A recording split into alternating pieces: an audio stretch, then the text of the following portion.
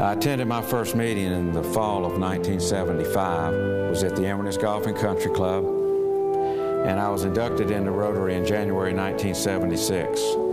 I immediately became involved through committees and on the board of directors, and soon I was elected an officer, and in 1979 I was elected as president of the club for the 1979 and 1980 Rotary year.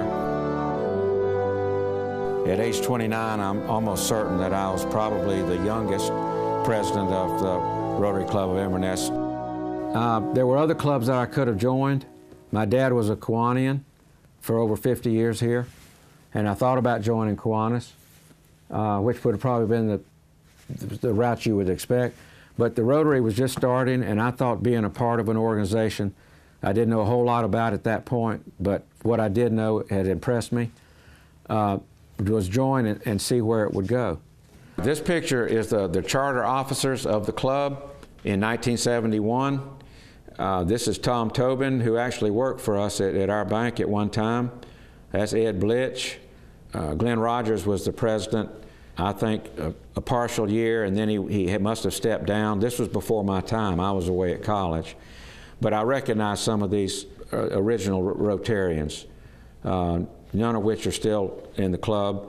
Paul Harris, the original founder of Rotary, he kind of started Rotary as a way of helping his business and helping other business people in the very beginning, but then he realized right off the bat that it would have a very big social and civic impact, and that it was way more than that, you know. And so it quickly turned into something that was very civic-oriented, the Rotary Club did.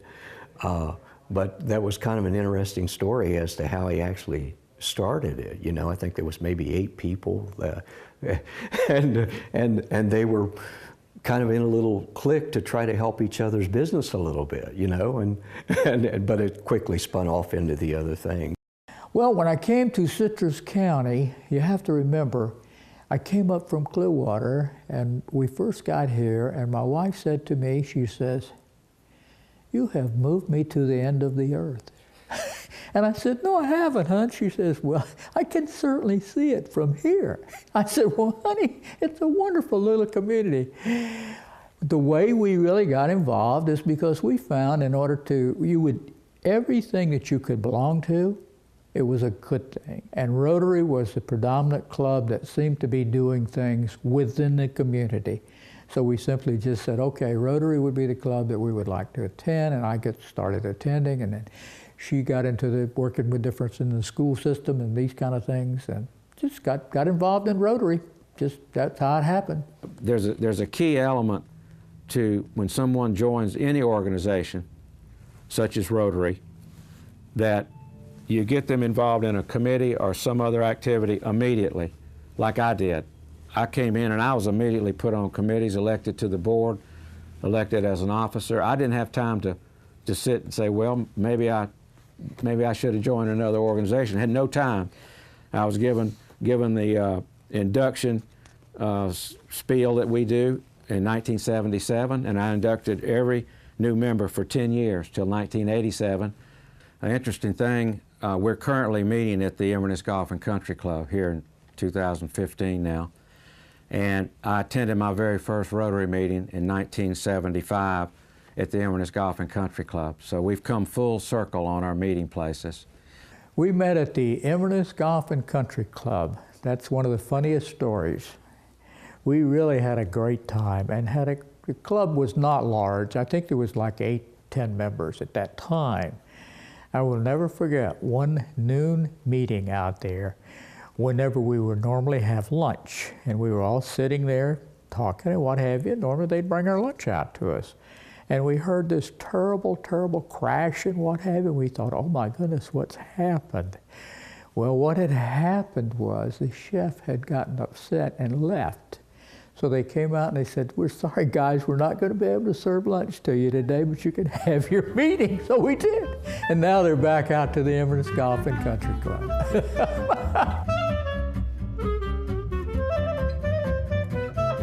We had our installation dinner out at, I believe it was at Mr. John's Steakhouse, and the incoming president decided they wanted to put on a skit. And I was asked to dress up like a New Year's baby. The incoming Inverness Rotary Club president, Fred French, is launched into office by the New Year's baby, Joe Brannon, during the club's recent installation dinner. My wife had to find a pair of pajamas and a baby bottle. The outgoing president, they had some pearly gates. That's Don Hall, and he played the part of St. Peter, following which the new club officers were sworn in. And I think the idea behind it all was that, all right, we've been in existence about 4 or 5 years now, and we're making progress, but we need to ramp it up a little bit and become more involved in the community. And we're bringing in this new blood, like I was talking about earlier. When we were then, I was, 25, 26. It may have been 20/20 vision, because that year and then 2 or 3 years after was when we really, things got to going very well for the local Rotary Club, the Whispering Pines, and then rolling right into the Chamber recognizes as the outstanding organization, and then the scholarships, and then the youth movement as far as helping our youth. All of those things kind of came together for us. October of 1979 was our first annual radio day. One of our Rotarians, John O'Donnell, owned the radio station out here west of town. We hadn't done a real good job about getting Rotary, promoting Rotary in the community, so we discussed it at one of the board meetings how we could do a better job, and John O'Donnell said, why don't we have the Rotarians come out throughout the day. We'll pair you all up 2 at a time, and we'll put you on the radio. And you can talk about Rotary, but we'll also have the news of the day and weather reports. And so that's what we did. Starting at about 9 o'clock in the morning, we showed up in like 30-minute shifts out at the radio station. It was well received, and we had a lot of fun with it. A lot of us had never been on the radio before, so there was some trepidation on our part. But John said, "Don't worry, I'll be right there, and walk you through it." And it was something we really enjoyed. John sold the station not too many years after that, so our ability to do the radio day, we didn't have it anymore. But that was something that we did that was a lot of fun. During that year, some of our projects were the Citrus County Canoe Race. The canoe race had been sponsored by some other entities, and they decided they couldn't continue any further. So the Rotarians, we got together, we decided we would sponsor the canoe race. And it had gotten to be a pretty big thing at that time. A lot of people came from outside the community. It's such a beautiful river to do the canoe race. And so we picked up sponsorship of it for several years there. But the year I was president was a year that we had a tropical storm in September, which the race was in the fall, and it dumped about 8 or 9 inches of rain. And we were busy readying for the event, and I got a call. The race was on a Saturday, and I got a call on a Wednesday from the Sheriff's Department, and they said, "Y'all are going to have to cancel the canoe race." And that just shocked us. And I said, "Why?" And they said, "Because the river has reached in flood level. And if there's any activity on that river," even back then, there were a number of homes that had been built along the river, close to the river's edge. They said, "We're concerned about flooding. We're concerned about flooding whether you have the canoe race or not, but if you have it, we're even more concerned." And I said, "Well, these are canoes. We're not running outboard motors up and down the river. The wake will be very small from these canoes." So they said, "Okay, we'll give you maybe 24 hours and we'll get back to you." So we're on pins and needles up until about Friday night. And they finally said, "Okay, if you could promise us there's going to be no motorized traffic on the river, just these canoes, we're going to allow you to have it." So we all breathed a big sigh of relief. Saturday came, we had a good race, no problems. Nobody's homes were flooded, not by virtue of anything that we did on the canoe race. So that's just things that happen. When you've got a big event scheduled, we were able to pull it off that year. So that was a close call. That year we did the home and recreation show at the fairgrounds, and we sponsored it. We brought exhibitors in, businesses from all around Citrus County had booths to display their products and their services. And this belly dancer, and she wanted to promote her business. So she didn't have a booth there, but it was like a 2-day event at the fairgrounds, and sometime during each day, she and some of her students, they got up on the stage and they did belly dancing. Everybody liked it, got a kick out of it. Later on, at a couple of our Rotary Club, our club events, maybe at an installation banquet one time or a regular club event, she was invited to come and belly dance. And a number of the Rotarians got up there. She made them roll their pants legs up to their knees and got out there and belly danced with her.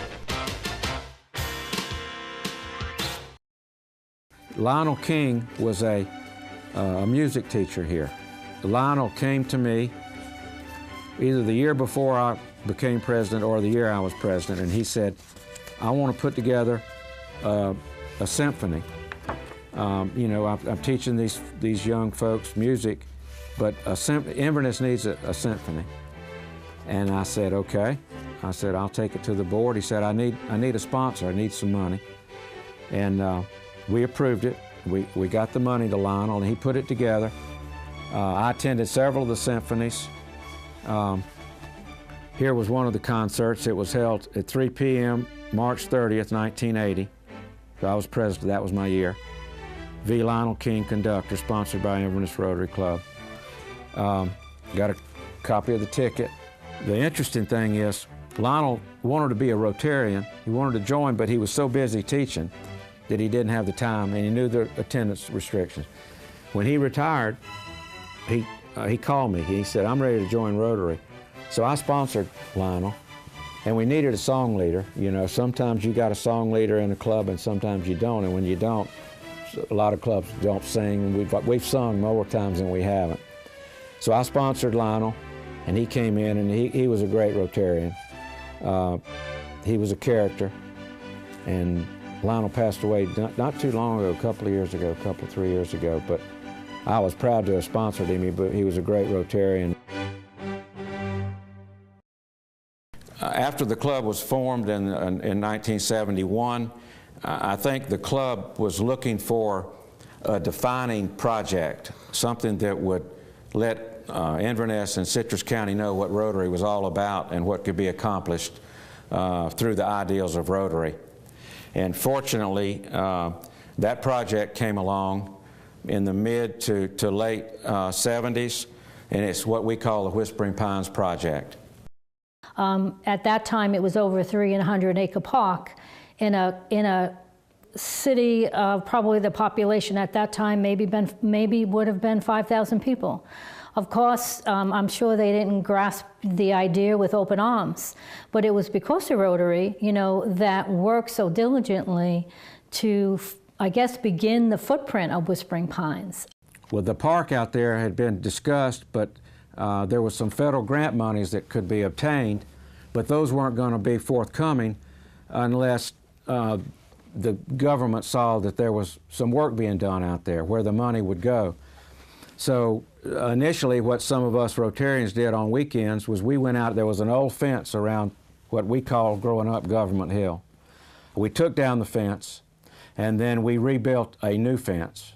Now here is a group of men out there working for the community, which you've got attorneys, you've got doctors, you had a couple of builders, you had folks that were in the accounting, and we're all working together on Saturdays, digging fence post holes and putting in fence.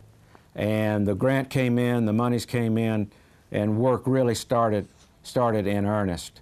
Rotary was very instrumental in the concept and in encouraging the city of Inverness to apply for, and they successfully received the $1 million grant to begin constructing this park. They were instrumental in getting the grant funding and basically convincing the community what an asset Whispering Pines would be.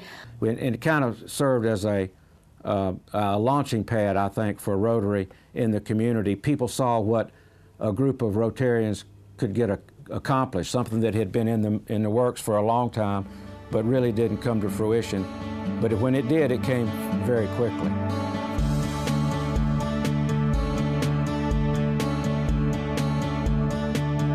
We held the opening ceremony for the park in my year as president in late '79, and it was held out at the entrance to the park. If you look, you'll see there's some rock columns, and the Rotary emblem is embedded in those columns. We had one Rotarian who was a mason, plasterer, and we would go out to his shop at night and we formed up those columns. And then on Saturdays we would meet out there and we erected the columns. And here we are at the Whispering Pines project. We're actually installing one of the columns. This is Everett McDonald. He was the educator, retired educator that actually came to the club and we talked about the scholarships.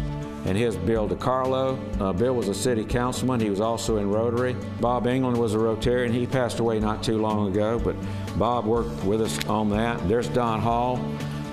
He was the president a year or two, but he was actually the president of the club when I came into Rotary. This is a letter from the city of Inverness to us, thanking us for all of our time and hard work that we put forth towards enhancing the entrance of Whispering Pines Park.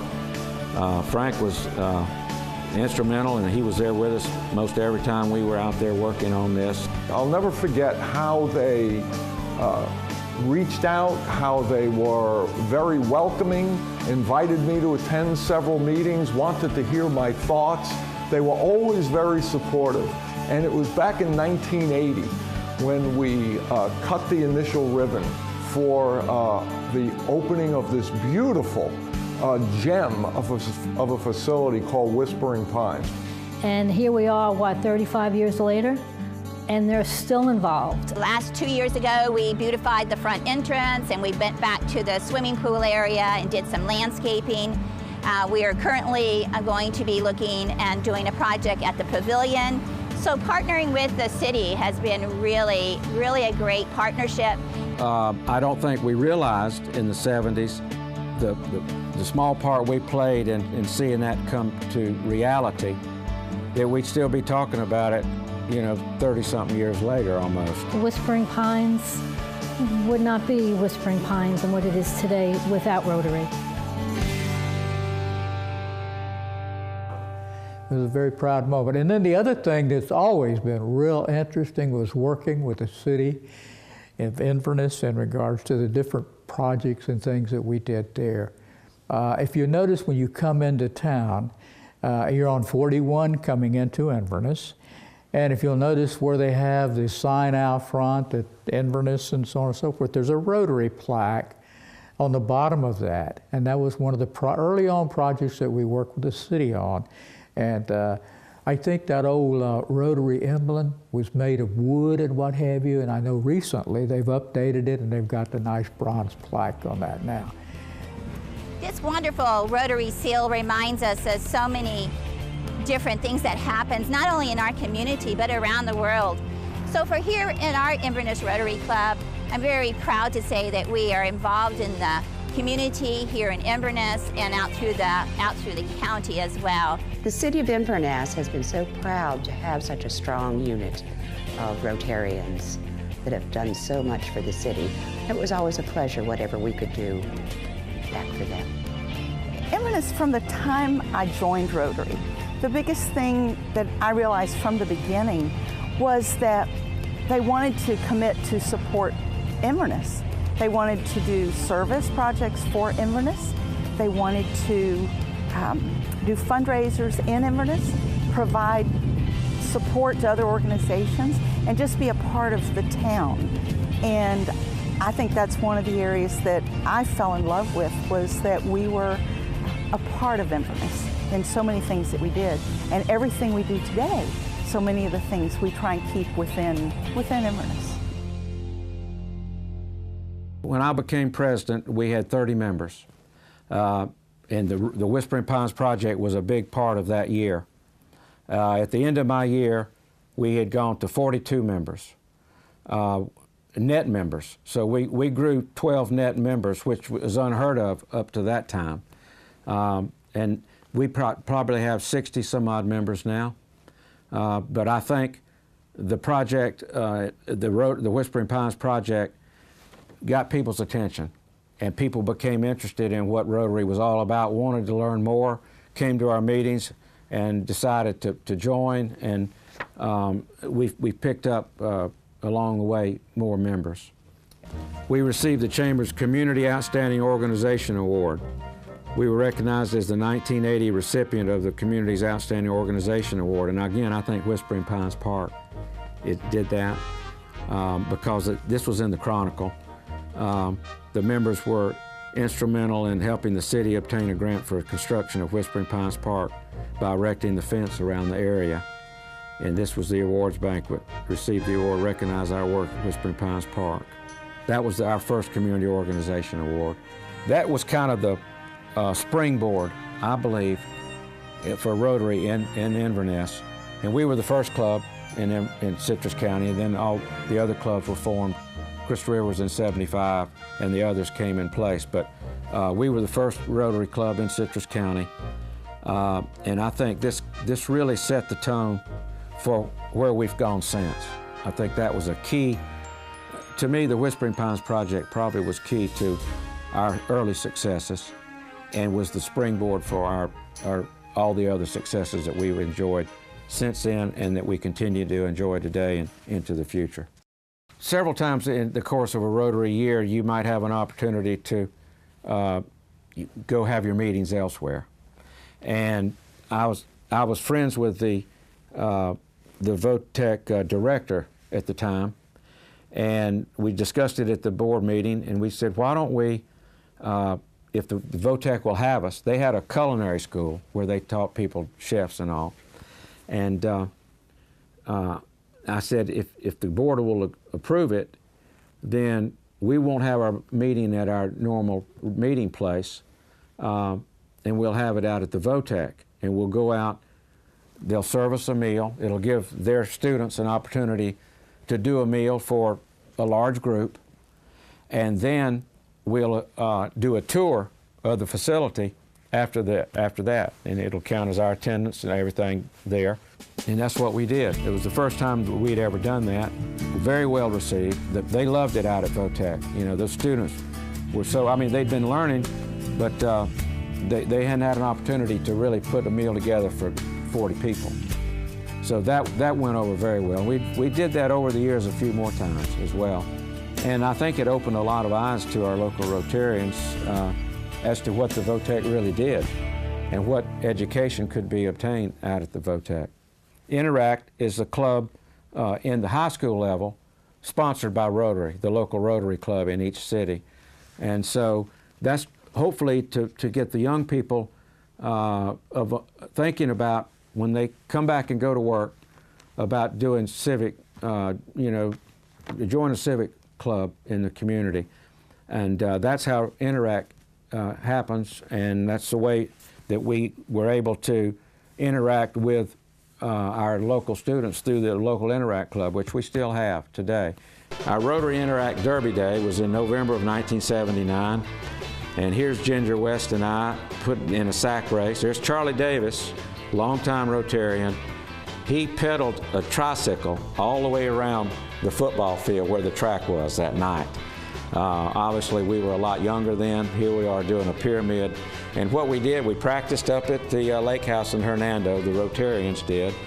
And we went down at the football field, and the Interact Club and the Rotary Club, we squared off.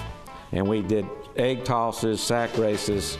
It was just a good way for us to do things with the Interact Club and the kids, and we had a great time doing that. One of our Rotarians was a past administrator at a school, and he said, "What do y'all do about scholarships?" And we said, "Well, we've never started any scholarships." He said, "I think we should start raising money. That'll be one of our goals, is to raise money for a scholarship for a local student." And I think we started in about 1981 or 82. His name was Everett McDonald. And the first year, I think we raised enough for one scholarship, a $500 scholarship. And that program has just snowballed. And then that's a big part of our fundraising each year.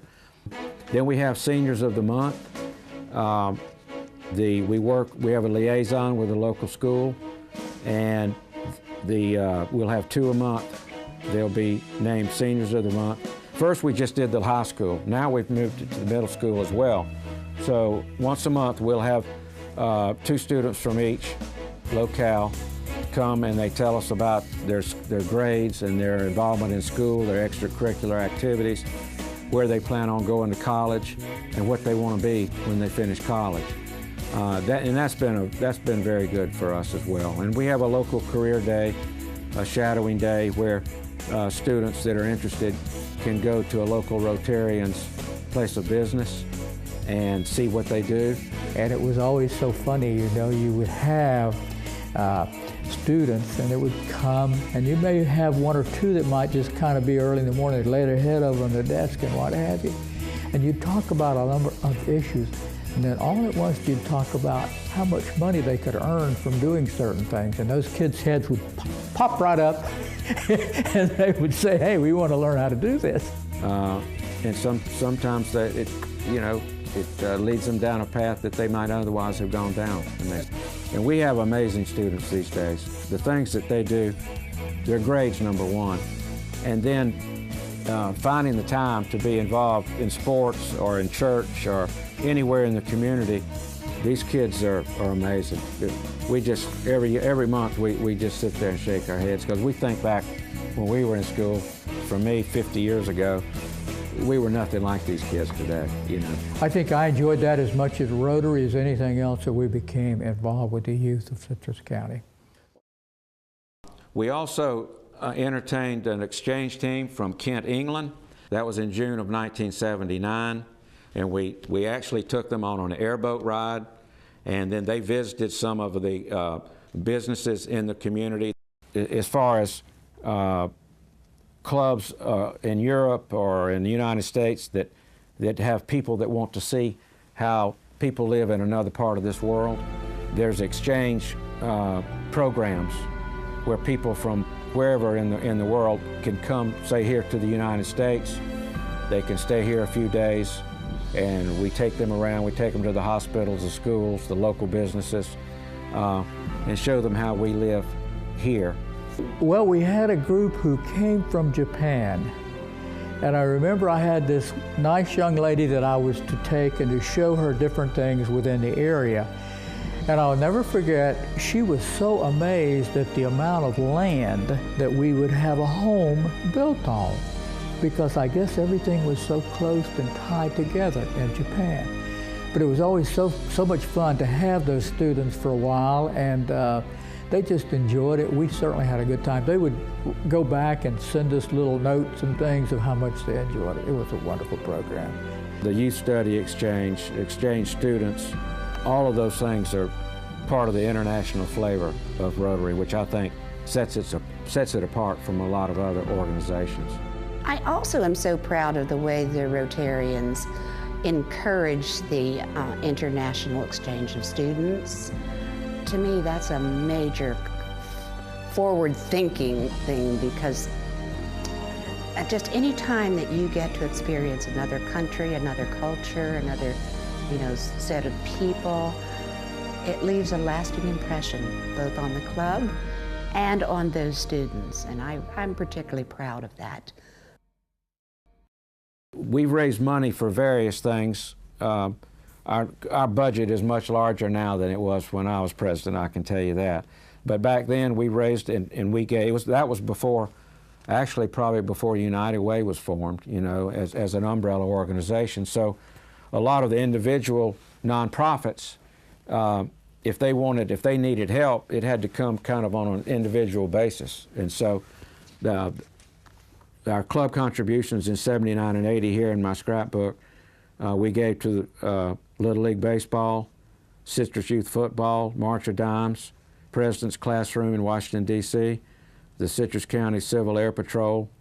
We gave to a Rotary Club of Sanford, a breakfast club, and then Citrus United Basket. It began in the late '70s, and it was struggling to gain a footing and have money come in.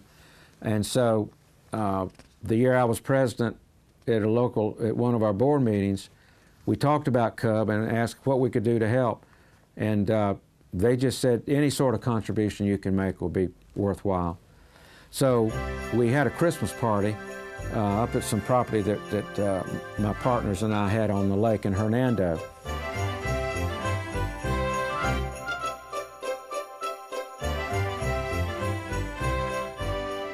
And I asked every Rotarian to bring a donation, $5, $10, $25, $50, whatever they could afford. And the board passed a motion that we would match. We would count up that night the money that the club members brought individually, and then the Rotary Club would match that. So we could double the money that we raised. And it was in excess of $500, and that was in 1979. So we were very proud of that, and the Cub was very appreciative. I tell you, and I haven't been there so long, our club is a more giving club today than it was back then. It was like pulling teeth for the sergeant at arms on our weekly basis to get money donated. I think the reason was in our infancy, in the 70s, we didn't have these goals and these clubs or organizations that we knew would appreciate the money and that we could help. Back then we were raising money, but you know, we didn't have scholarships. You know, we didn't have these youth organizations. So until the individual Rotarians could see where their money was going and the benefit of it, it was more difficult. Nowadays, we do so many things in the community that have been haven't been doing them for a long time now. Every week, I know I do, and I think almost all the other club members, we find a reason to pay $1 or $2 or $5 or $10. We come up with a reason to give that money every week because we know it's going to be channeled in such a great direction here in our community. It's easy to raise money nowadays. Back then it wasn't. In the mid-1980s, the Rotary proposed all of us worldwide join in an effort to eradicate polio throughout the world. And we started raising money at the local level and up through international. And today, it's amazing what's been accomplished. Actually, Bill Gates Foundation has come in to assist. There's only like 3 countries left in the world where polio resides today. To me, that's probably the greatest humanitarian effort that Rotary has undertaken. I've been to Africa a number of times, and I can tell you by going through some of those little communities where these people live, we take so much for granted here in the United States. We're so lucky, so fortunate, and so blessed. These people over there, they have no infrastructure. They virtually live day to day. So you can see how polio is almost impossible to eradicate under those conditions. But what Rotary has done is amazing. And from an international standpoint, that's the greatest thing I think we've ever undertaken. And then, of course, one of the things that I always loved about Rotary was not just what they did locally, but the really good work that they did as far as putting in wells for people overseas that didn't have clean water, you know, and in areas like that. So our money kind of goes for a lot of those international projects that are good. Rotary, you know, didn't have any ladies in it until the 80s. It was a kind of a men's organization. And finally, Rotary International decided we needed to bring women into the club. And some of our best Rotarians are women. Several have been presidents of our club.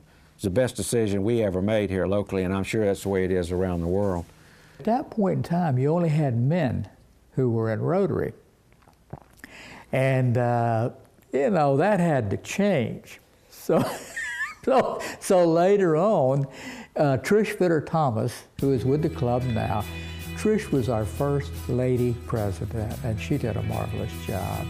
During that time, the U.S. Supreme Court indicated that they shouldn't have segregated men or women social clubs anymore. So I went to Charlie Davis, who was one of the old-time members of Rotary, and I told him that I wanted him to sponsor me into the Rotary Club, which he did.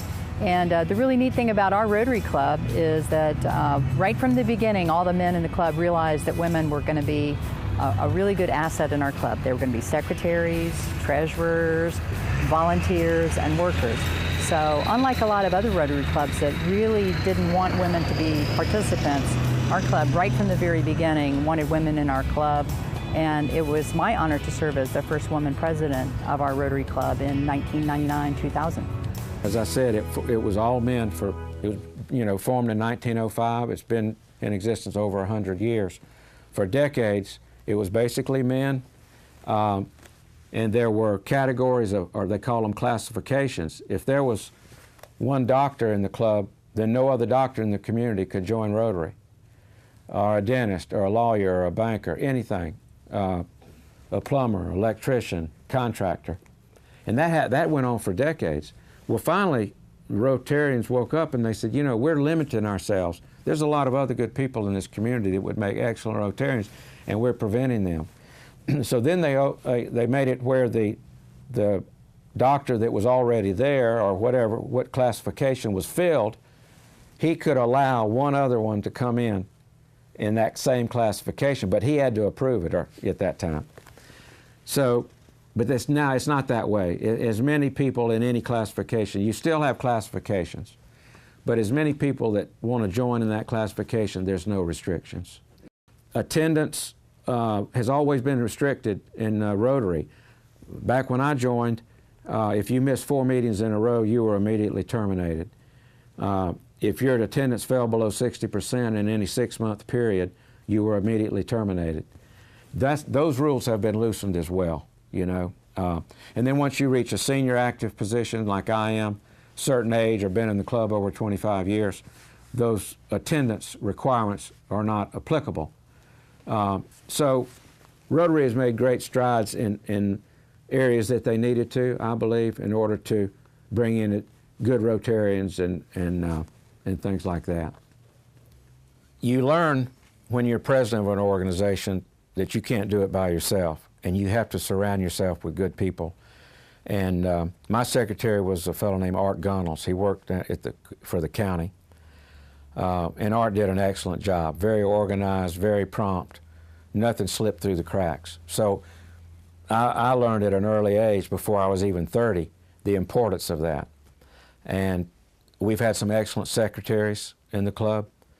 And Rebecca Martin was working at the hospital. I was on the hospital board. And one day in passing, she had become a Rotarian.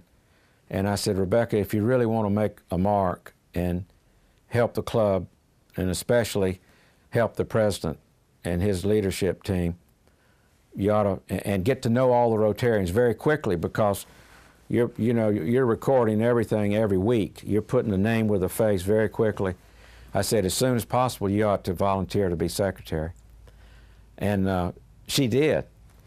But she always tells the story that she didn't realize until she got involved how much work it was. And it is a lot of work. And it's got to be a person like Rebecca or an Art Gunnels to do a good job, to be dedicated. It's the hardest job in Rotary. I mean, it makes the president's job much easier when you've got a strong secretary, and she was. In the 70s, the culture was different in Rotary. Like I said back then, it was all men, no women yet, kind of a restrictive environment.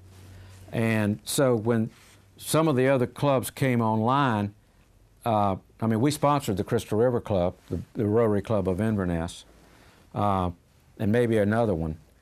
But there wasn't the working relationship. We were here on the east side of the county, and Crystal River was on the west side, and we kind of did our thing here, and Crystal River did their thing on the west side.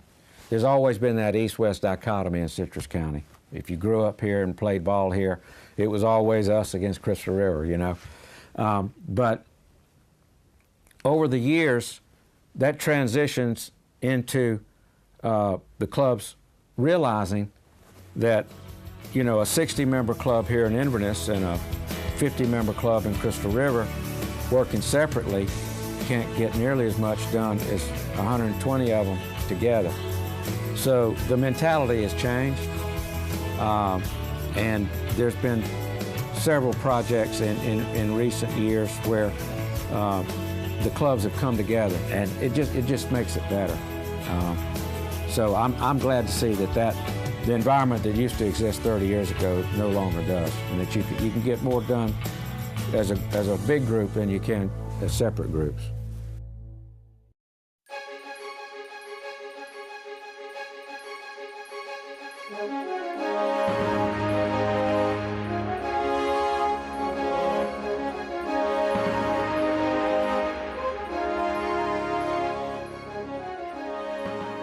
You know, I've been in Rotary since 1975, 40 years, and I feel that it's made me a better person.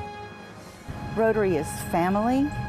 Rotary is a lot of fun. Rotary means mostly family to me. It's not just a place where you go have lunch once a week. It's much more meaningful than that.